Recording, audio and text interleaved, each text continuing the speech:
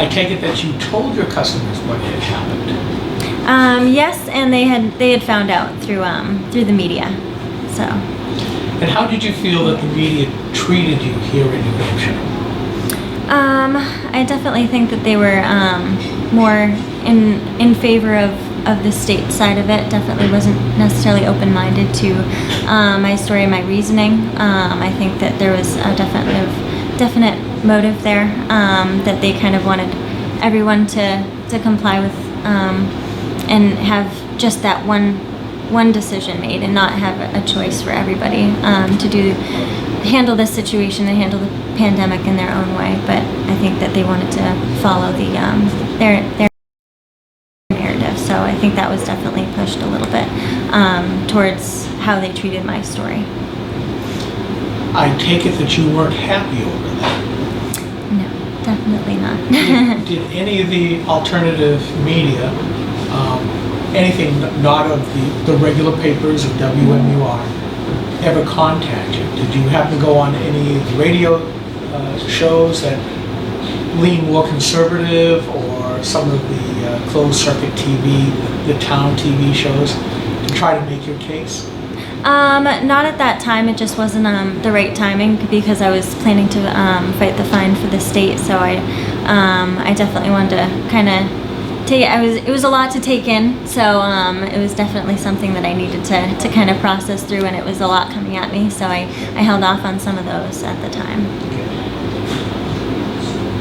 Would I be incorrect to say, nah, you never thought of closing the doors, not giving up, just I'm going to stick it out? Or did you have those ideas that, oh, maybe enough's enough? I started, had a good run, even through this pandemic, but no, they're all coming after me, I give up. That really wasn't an option for me. I had created that. I put so much into this. I put everything into this, and it wasn't a choice for me to close down. I needed to stay open, and I was going to do that no matter what it took. So that was definitely an important thing. You are fully invested, as the saying goes. Yes. So once you got over the initial scare of this, what was your thought of, how am I going to fight this? And there is that old phrase of, you can't fight City Hall, but yet we know people have, especially here in New Hampshire. Right. So what was your strategy? How did you approach things? It was definitely a little bit of a process trying to wrap my head around how I was going to do that, but with the support of everybody and such great people in the community, they really encouraged me to really be behind me and back me on this, and it was great to have so much support so that I could really make that decision that I was gonna go up against the fine, and it was really them that I was also doing this for, and other restaurants and other businesses that I mean, everyone was dealing with the same thing, and I think we all have to. It was great to have other restaurants as well fighting it behind me as well, and having that great support. So that was something that pushed me for sure. So take our readers through the process. You get the warning, you get upset, then you got mad. What was the process you followed in fighting the fire? So I definitely, it was definitely upsetting for sure, but that kind of put that fire in me, that I knew that this is something that was really important to me, and that I stood for, and that really just kind of led me throughout the whole process. That I mean, that fire that I was able to kind of push through and know that, as upsetting and as much as I didn't want to have to do it, I knew that it was something that needed to be done. So that's kind of where my head was at the time. What actions did you take? How did you start to fight the fine? So I was able to have a legal team behind me that was able to really help with the process of that, and had a lot of fundraising from great customers to be able to do that. So that was great. And how long was the fight? So we just recently found out that the fine was dropped, and that was about 7 months process. So that was quite some time with Yes. this hanging over your head. For sure.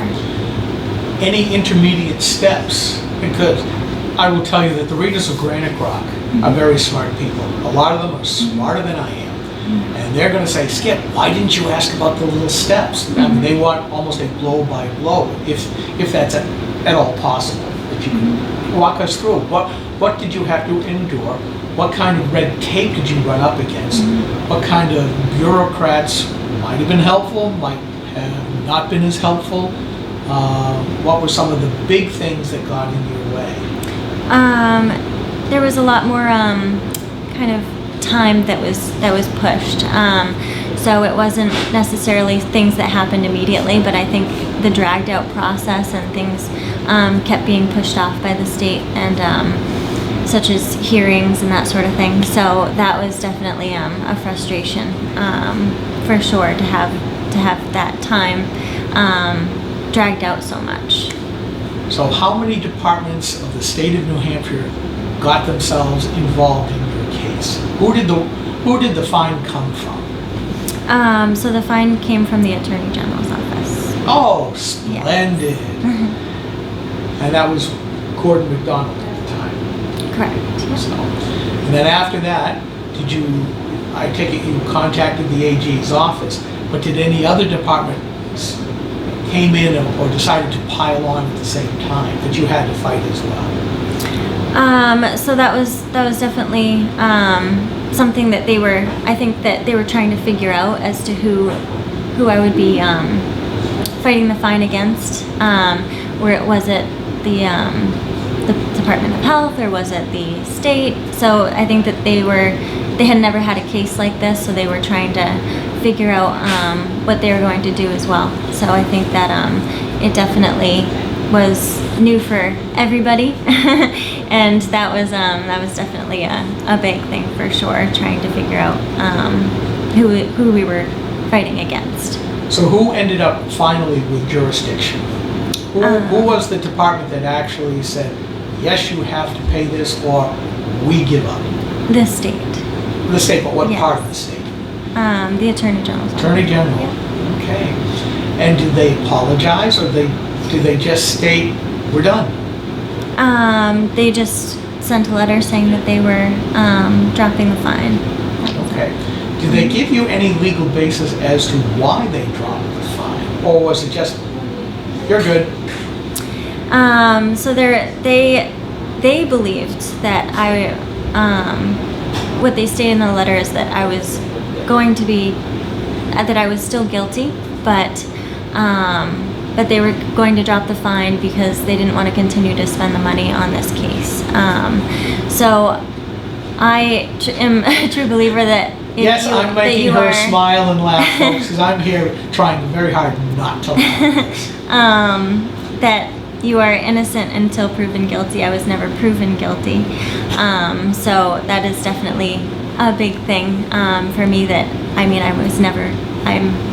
innocent because I was never proven guilty. So I never had that chance to have that hearing, and if they believed that I was, then I'm not sure why they would continue to further with the case if they thought that. So you literally didn't have your day in court. Correct.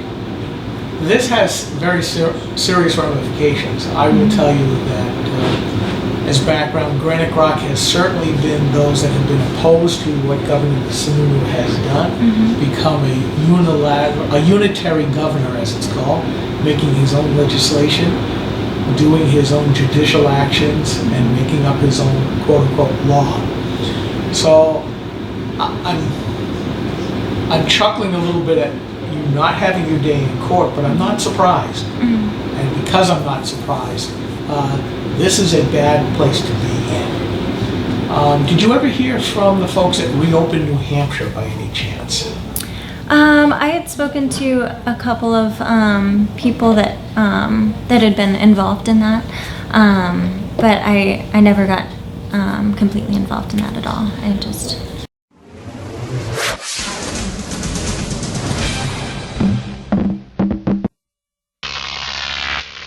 Croc TV.